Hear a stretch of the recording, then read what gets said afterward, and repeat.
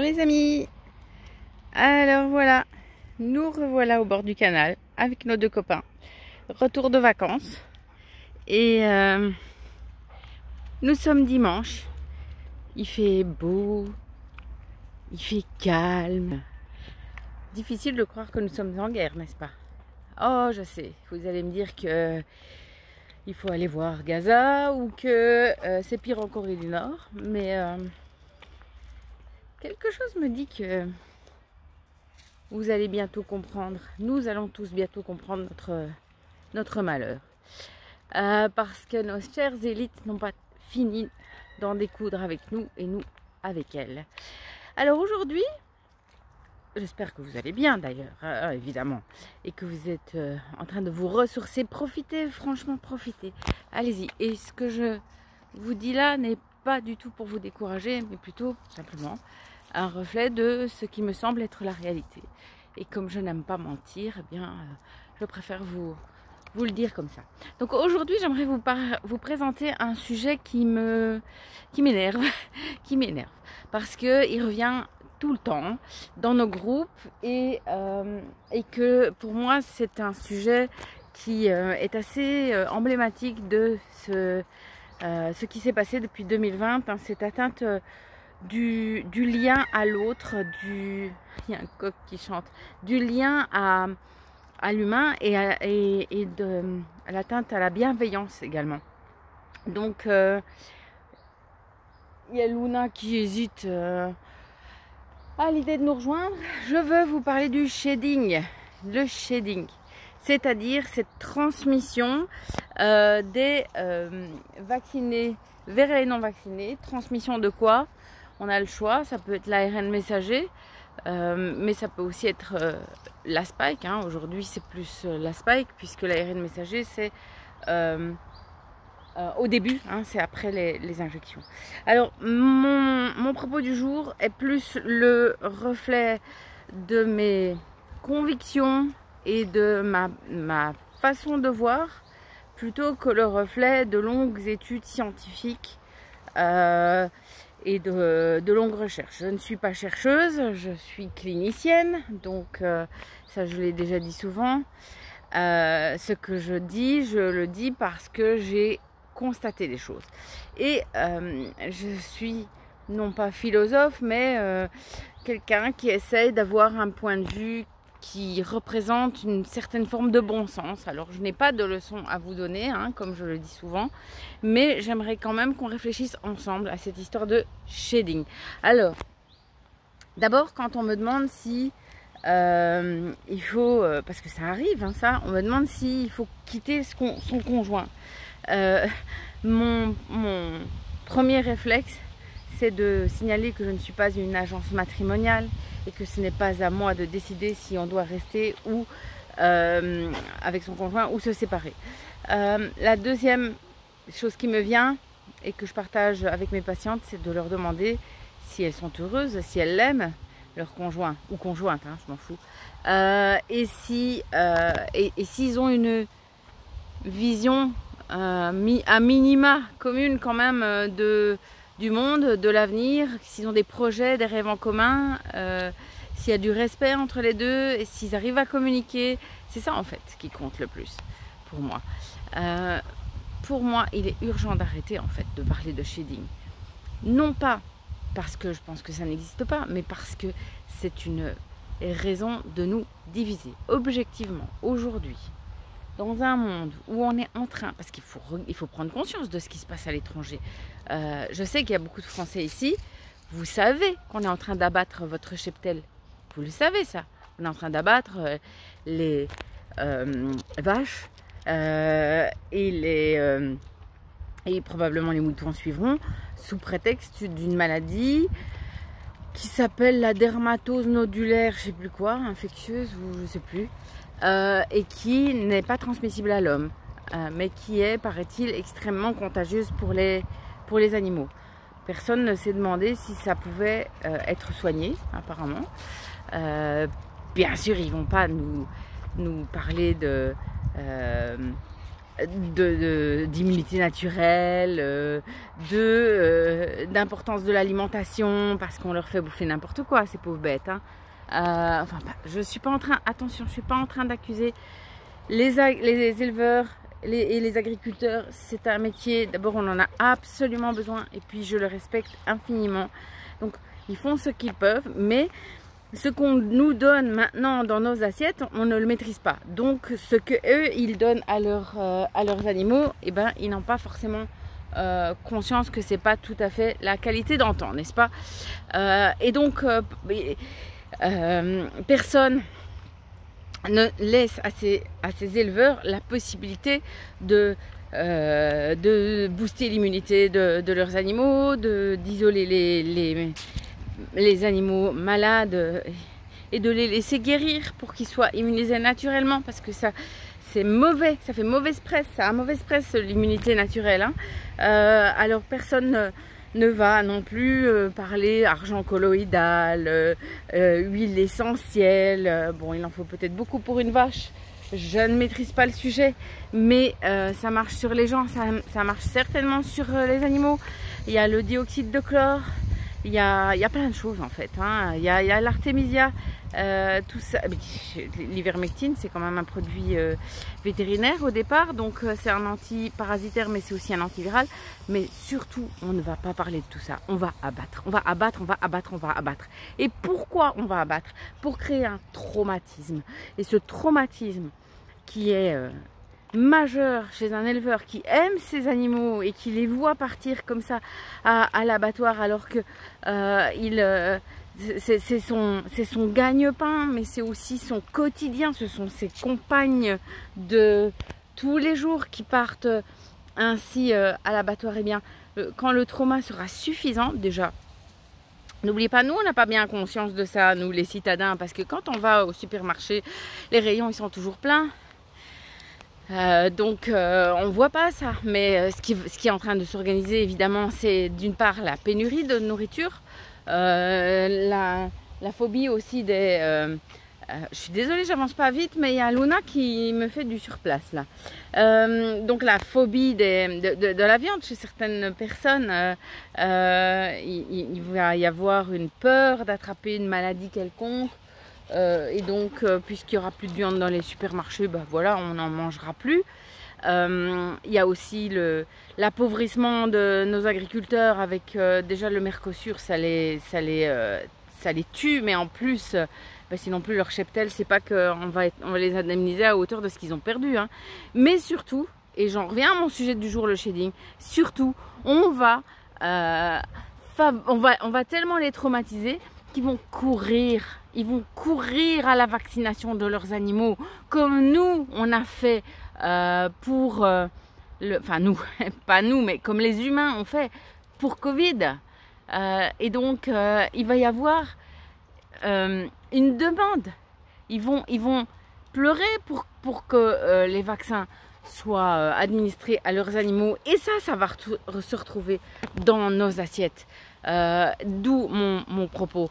Vous croyez sincèrement que le shedding c'est seulement au sujet entre seulement en jeu au moment des rapports sexuels? Vous croyez sincèrement ça? Mais quand vous embrassez votre collègue qui est vacciné, il émet peut-être des spikes par la peau, par la respiration. Vous êtes dans la même pièce. Quand vos gosses vont à l'école et que madame l'institutrice, elle est bien full vax, 4 doses, et que les petits copains de classe sont peut-être vaccinés aussi. Quand vous allez à la salle de sport, quand vous allez au supermarché, quand vous parlez à la caissière, quand vous allez... mais n'importe où. Quand vous allez à la piscine, quand vous allez voir mamie, quand vous faites une fête de famille, vous avez toujours bien quelqu'un qui est vacciné. Vous n'imaginez pas. Donc, et en plus, dans nos assiettes maintenant, et ils sont en train d'injecter les vaccins pour les animaux, pour les bovins et les ovins, ça n'a pas l'air d'être de l'ARN messager. Mais les canards et les volailles en France ont été vaccinés à l'ARN messager. Et j'apprécie pour plein de raisons mon collègue Alain Collignon, mais il y a des choses dont il n'a pas du tout pris la mesure, j'ai l'impression. c'est que l'ARN messager, il dit que ça va être détruit à la cuisson. Pas du tout. Il y a les citrulline, c'est fait exprès que ça résiste à la cuisson. Donc, on va en bouffer. Alors, vous allez me dire, ben, on va plus manger de canard, on va plus manger de volaille. Ben, vos agriculteurs, enfin, vos éleveurs de canards, ils vont crever la gueule ouverte. Donc, voilà, c'est ce qui va se passer. Alors, vous allez me dire, tant pis, ils n'avaient qu'à pas vacciner, mais ils font ce qu'ils peuvent aussi. Alors, j'ai pas de truc magique pour vous dire, on va faire ceci, cela, et l'ARN messager ne sera plus dans les volailles. Je n'en sais rien, mais je pense que on va finir par en avoir partout. Ils sont en train de tester l'ARN messager sur les tomates et les salades. Bonjour les végétariens. Donc, il faut arrêter les conneries de shedding. C'est pas parce que vous avez une collègue non vaccinée qui a fait un infart à 50 ans que forcément c'est parce que son petit ami il est injecté. Je crois qu'il faut élargir le champ. Qu'est-ce qu'il y a? On va plus aller à la rencontre des vaccinés. Vous croyez que moi en tant que gynécologue, je ne suis pas en contact avec des tas de gens vaccinés au plus intime de leur être? C'est quoi mon métier? Enfin, franchement. Donc, pourtant, je ne suis pas encore en train de faire une crise cardiaque. Pas encore. Donc, on peut pas choisir de ne plus soigner des vaccinés, de ne plus aller faire ses courses dans les magasins où il y a des vaccinés, de ne plus mettre ses enfants dans l'école où il y a des vaccinés, de ne plus travailler avec des vaccinés, de ne plus... on va pas partir sur une île déserte, il n'y en a plus. Ou alors vous croyez qu'on nous cache des choses et qu'il y a un mur de glace et que derrière les murs de glace il y a des territoires merveilleux ou qui n'ont pas encore été conquis. Bah ça vous n'en savez rien. Et si ça se trouve, les gens qui sont de l'autre côté du mur de glace, ils pensent pareil que vous. Ils croient que de l'autre côté, il y a des territoires non explorés et tout à fait vierges. Et en fait, on est là. Donc, ça, c'est pour les théories du complot sur la Terre plate, et etc., etc. Je ne sais rien de ça. Voilà, je pense que là, je suis pas du tout compétente. Et que... je ne serai pas de mon vivant et donc ça m'intéresse moyen. Mais mon chien qui nage. Ce que je vous dis par rapport au shedding, c'est vraiment, j'aimerais que vous réfléchissiez. Comme on ne maîtrise pas la dose et ce qu'on reçoit par nos assiettes, par nos contacts, et demain peut-être par les produits cosmétiques, on ne sait pas, hein, qu'est-ce qu'ils vont pouvoir encore inventer. Comme on ne maîtrise pas, il faut de 1, arrêter de psychoter, de 2, rester en lien avec tout le monde. Et ils vont avoir besoin de nous. Vous allez être opéré peut-être par un chirurgien excellent mais qui est vacciné et le shedding ça vous fait pas peur à ce moment-là. Enfin, faut arrêter vraiment. Par contre, il faut prendre conscience que nous sommes responsables de notre propre santé et que de notre santé. Ça rejoint la vidéo que j'ai faite sur l'escroquerie de l'immunité pour les autres. Et salut Didier Raoult qui prétend qu'il faut vacciner les enfants pour protéger les grands-parents de la grippe, ou tous ces gynécologues qui prétendent qu'il faut vacciner les garçons pour éviter qu'ils transmettent le papillomavirus aux filles. C'est de la merde. Désolée, mais c'est de la merde. C'est une hypothèse qui ne tient pas la route parce que nous ne sommes pas responsables du système immunitaire d'autrui. Ce n'est pas vrai et nous ne maîtrisons pas du tout tous les paramètres. Donc, on ne peut pas dire que nous sommes les seules causes. C'est se prendre pour le roi du monde en fait. Vous pensez que le petit-fils est la seule source de virus influenza que va rencontrer papy? Non mais c'est débile.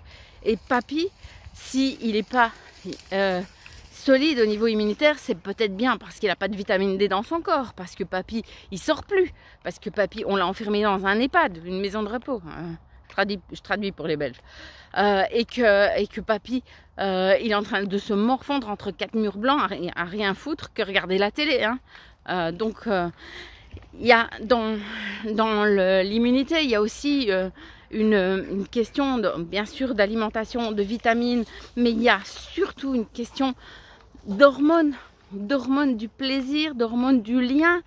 Pourquoi vous croyez qu'ils s'en prennent au lien? Pourquoi vous croyez qu'ils commencent à nous foutre la trouille avec le shading à toutes les sauces? Mais parce que ça nous fait du bien d'être en lien. Et je vais vous dire plus, et là je vais emprunter les paroles de Nicolas Lefebvre, Nicolas Lefebvre, qui est quelqu'un que j'apprécie beaucoup et qui a été très actif dans le mouvement des Gilets jaunes en Belgique et qui est certainement connu en France aussi. Un jour, il assiste à une conférence de mon confrère Laurent Alexandre, le cancérologue, qui devrait de toute urgence aller faire un recyclage dans un stage d'empathie. Et il parle de la... Donc ce médecin parle de la supériorité de l'intelligence artificielle, hein. C'est le gars qui est en train de nous vendre que on doit fusionner avec la machine parce que sinon on va être obsolète et qu'il y a des élites et puis il y a les gueux, hein. Enfin, c'est pas que lui qui vend ça, hein, mais il y a Yuval Noah Harari, enfin toute la clique de Davos qui raconte ça. Mais bon, pour en revenir à ce que dit Nicolas, Nicolas à la fin de la conférence se lève et il dit que la solution pour que l'intelligence artificielle ne devienne pas supérieure à nous, eh bien la solution c'est l'intelligence collective. Et je le rejoins. J'aimerais aussi simplement vous dire que l'intelligence artificielle n'est pas un problème. C'est pas une intelligence, c'est un outil qui est capable de faire des liens très très vite et de tirer des conclusions, qui apprend certainement, oui, de nous d'ailleurs, mais qui ne crée rien. Donc pour moi, l'intelligence collective, il n'y a pas que ça, il y a aussi l'intelligence créative, je l'ai déjà dit souvent. Et je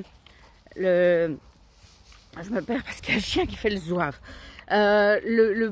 Vraiment le but le plus important, c'est de toujours se souvenir qu'un outil doit rester au service de tous. Et donc, plutôt que de lutter contre l'intelligence artificielle, il faudrait que nous luttions pour que, et la robotique, etc., hein, que tout ça soit au service du bien commun, en fait. Bonjour. Bonjour. Vous allez bien? Ça va, et vous? Ça va. Et donc, le bien commun. Il n'est pas normal aujourd'hui que des outils performants soient juste réservés au profit d'une poignée d'élites, sous prétexte qu'elle est bien née. Mais je ne suis pas d'accord de lutter contre l'intelligence artificielle et la robotisation si le temps, que ça nous prenne du travail, que ça nous fasse disparaître des métiers qui sont extrêmement pénibles, c'est parfait. Mais que cela puisse, à ce moment-là, permettre de répartir les richesses entre tout le monde et d'alléger le travail de tout le monde et de libérer du temps pour tout le monde. Donc, mais ça, c'est une autre histoire. Mais je pense que dans cette histoire d'intelligence collective, eh bien, il y a quelque chose de profondément vrai. Et nos ennemis le savent. C'est que non seulement on est plus fort ensemble au niveau force physique, mais on est plus malin. On peut être plus créatif, ou en tout cas une idée d'une seule personne pourrait être plus vite mise en œuvre si nous sommes beaucoup. Et donc il est vraiment essentiel d'arrêter d'avoir peur les uns des autres, de se méfier les uns des autres, de s'insulter, de se disputer, de s'éloigner. Je suis la première à dire qu'il faut s'éloigner de certaines personnes parce que je n'aime pas les menteurs et je n'aime pas les manipulateurs. Et les traîtres et les espions, il y en a dans toutes les guerres. Donc méfiez-vous des gourous sympas qui vont vous vendre du rêve et qui derrière n'appliqueront pas ce qu'ils disent à eux-mêmes. Mais au-delà de ça, restons unis avec les gens, même s'ils n'ont pas tout compris. Amenons-les à comprendre un maximum de choses, bien entendu, parce que là, il est temps, la course contre la montre est lancée. La prochaine épidémie, il ne faudrait pas qu'il se retourne contre nous non plus. Mais il va y avoir aussi nécessité de soigner beaucoup de ces personnes qui se sont fait avoir. Soigner dans le corps, soigner dans l'esprit, le jour où ils vont comprendre. Et c'est ça, la vraie richesse. C'est la richesse du cœur. C'est la richesse de l'âme, et ça ne se calcule pas en QI, ça ne se calcule pas, ça ne se numérise pas, ça ne se met pas en algorithme, et ça va bien au-delà du shading, des conséquences du shading. Alors, pour terminer avec mon sujet du jour, j'arrive à l'endroit où on ne peut pas continuer parce que il y a le pont effondré là, ils sont en train de bien nettoyer. La barge a disparu et il y a des grandes grues, c'est bien. Pour terminer avec mon sujet du jour, donc nous sommes responsables de la santé d'une seule personne, c'est de la nôtre. Les parents sont aussi évidemment responsables, de moins en moins avec la croissance, mais ils sont responsables de la santé de leurs enfants. C'est nous, parents, qui choisissons les repas, qui donnons les vitamines, qui veillons à la sécurité de nos petits, bien entendu. C'est plus dur à l'adolescence, mais bon. Mais retenons quand même que nous sommes responsables uniquement de nous-mêmes. Et donc, pour éviter les conséquences néfastes potentielles du shading, ce qu'il faut faire, c'est se nettoyer. Chacun sa recette. Chacun ce qui lui convient. Le jeûne, l'argile, le dioxyde de chlore, les huiles essentielles, les jus de légumes. Je ne sais pas, et c'est peut-être très naïf de ma part de dire ça, mais je ne vois pas d'autre solution à partir du moment où notre environnement est pollué, non pas seulement par de la spike ou de l'ARN messager, mais par tout un tas de pesticides, de perturbateurs endocriniens, de nouveaux OGM qui ne seront même plus indiqués dans les ingrédients, de tout un tas d'adjuvants qui, en petite quantité dans les médicaments et dans les aliments, ne sont pas indiqués sur les étiquettes mais s'accumulent dans nos corps. Tout ça, dans la mesure où on est exposé à tout ça, eh bien, moi, j'ai pas d'autre solution que de vous dire qu'il faut se nettoyer. Et se nettoyer, ça va passer aussi par se nettoyer du stress et se rapprocher de ceux qui nous font du bien, nous permet de développer, de produire les hormones qui nous font, qui boostent notre système immunitaire, qui nous font du bien, la dopamine, la sérotonine, l'adrénaline en petite quantité, l'ocytocine, il y en a plein, et ce sont des hormones qui sont anti-inflammatoires et qui sont thérapeutiques. Donc le seul bémol pour l'instant dans toute cette histoire, c'est pour la descendance. Là, je sais que ma fille regarde beaucoup mes vidéos. Je sais pas, maintenant elle est à l'étranger, donc peut-être qu'elle ne verra pas celle-ci. Si elle la voit, ben je lui parle très rarement de tout ça, mais je parle plus de ma fille que de mes fils parce qu'elle est concernée par la question peut-être à plus court terme. C'est la plus âgée. Comment faire, enfin que va donner sur un enfant l'éventuelle intégration de produits vaccinaux dans l'ADN du géniteur.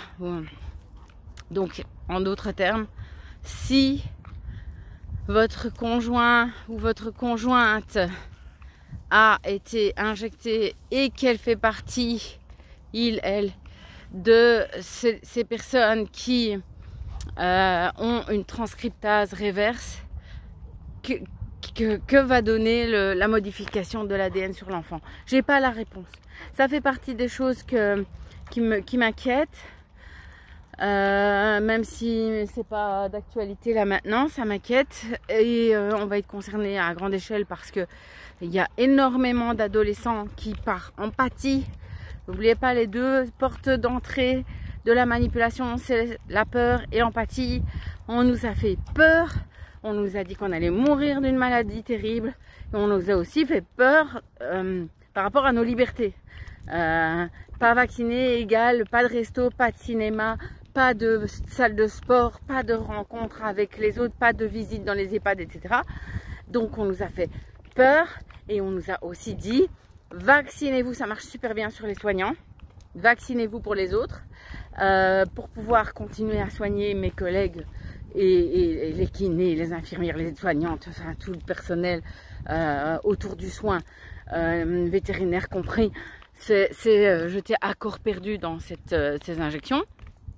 Mais les ados, pour les parents, pour protéger les parents, pour protéger les grands-parents, ils ont bien marché là-dedans. Et donc il y a une belle proportion de la population qui est injectée chez les jeunes de maintenant 15 à 20 ans et qui vont un jour être parents.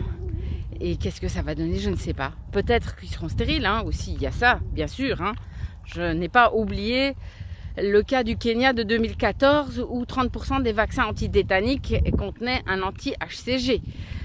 Donc ces gens qui nous ont vendu la vaccination antitétanique du Kenya comme étant un progrès porté par une poignée de philanthropes au grand cœur, ces gens ont stérilisé volontairement 30% des personnes qu'ils injectaient, qu'ils vaccinaient. Et donc, aujourd'hui, je vous encourage à réfléchir à tout ce qui est injectable, Ozempic compris, parce que il y a une folie là de devenir mince, maigre, je sais pas quoi, à coup de médoc. Moi, une de mes patientes qui m'a demandé ce que j'en pensais, je lui ai demandé si elle n'en avait pas marre de se faire injecter des trucs dont on ne savait rien. Voilà, c'est exactement ce que je pense. Dès que c'est injectable, vous ne savez pas ce que ça va donner, c'est plus fort, c'est plus difficile d'arrêter l'effet que d'arrêter un comprimé. Donc, voilà, c'est une petite digression sur un autre sujet, mais... à partir du moment, hop, je prends mon chien parce qu'il y a un vélo. À partir du moment où on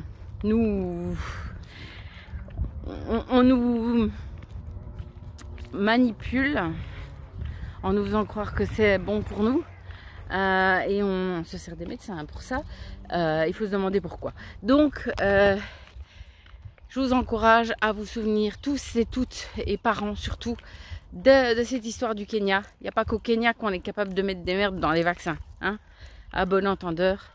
Je n'ai rien dit, mais j'ai tout dit. Et donc voilà, à part ce problème de descendance, potentiel problème sur la descendance, pour moi le shading aujourd'hui, il faut juste arrêter. Foutez-nous la paix avec ça. On ne choisit pas son conjoint par rapport à ça. C'est une mauvaise chose de mettre la peur en avant. C'est une mauvaise chose et ça sera toxique pour tout le monde et ça nous posera des problèmes parce que vous n'allez pas pouvoir choisir tout. D'abord, on ne choisit pas qui on aime. Ensuite, vous n'allez pas pouvoir choisir si votre collègue, votre patron, votre femme de ménage, votre nounou, la prof de vos enfants est ou n'est pas injecté. Et donc, il faut se nettoyer. Voilà. Je vous embrasse. J'espère que ça va éveiller quelques réflexions chez vous. J'espère que ça ne va pas vous angoisser. Moi, je suis toujours partante pour lire vos commentaires, bien entendu. Je suis tout à fait d'accord que c'est peut-être une vision très partielle ou peut-être excessivement optimiste ou qui minimise les effets. Mais jusqu'à présent, ce que j'ai vu, eh bien, c'est que j'ai rien vu. Voilà, c'est ça. Je n'ai rien vu à l'échelle d'une population en termes de catastrophe due au shedding. Ce n'est pas vrai. Voilà. Et donc, j'aimerais bien, tout comme on n'a pas vu de gens tomber dans la rue raide morts de Covid, j'aimerais bien qu'on reste très calme à ce sujet et qu'on cesse de regarder la réalité à travers les écrans pour se souvenir que nous avons des sens et qu'il faut s'y fier. Donc ce qu'on voit dans la vie réelle est le plus important, et les réseaux sociaux et les informations qu'on peut y récolter sont une façon de nourrir la réflexion par rapport au réel que nous voyons, mais pas l'inverse. Voilà, donc, et je sais que oui, de temps en temps, on voit quelqu'un de jeune qui a fait une crise cardiaque. Oui, c'est vrai. Bonjour la pollution, bonjour le stress. Donc, dans la mesure du possible, tâchons de rester unis et surtout de faire baisser ce foutu stress. Et de faire comme mon chien, hein, de s'éclater. Et là, il est reparti dans l'eau? Non. Et pendant ce temps-là, faire un petit peu de sport. Et oui, Luna, t'as raison, j'ai pas parlé du sport, mais il est précieux aussi pour faire baisser le stress et pour rester en bonne santé. Et voilà, comme je vous disais, Jasper, lui, c'est la natation et la course à pied. Il est prêt, il n'y a plus que le vélo. Hein, tu maîtrises pas encore le vélo, mais quand il sera au top avec le vélo, eh bien, on pourra faire du tri, n'est-ce pas? Enfin, lui, hein, pas moi. Allez, je vous embrasse. À très vite. Et je vous souhaite une belle semaine ensoleillée pour ceux qui ont la chance d'être comme moi sous le soleil. Bisous, bisous.